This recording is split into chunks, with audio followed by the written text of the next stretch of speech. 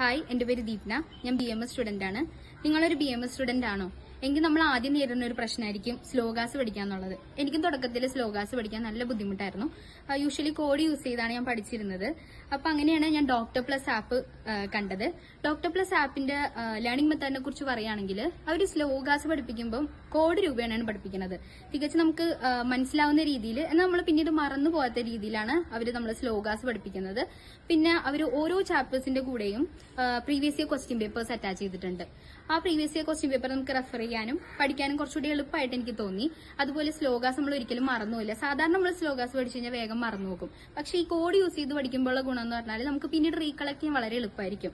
തമാശയിലൂടെയും cinema കഥകളിലൂടെയുമാണ് അവർ നമ്മൾ ഓരോ സ്ലോഗാസും പഠിപ്പിക്കുന്നത്. അതുപോലെ തന്നെ എല്ലാ സബ്ജക്ട്സിന്റെയും ഫുൾ സിലബസ് കവർ ചെയ്തിട്ടുള്ള ക്ലാസ്സസും അവൈലബിൾ ആണ്.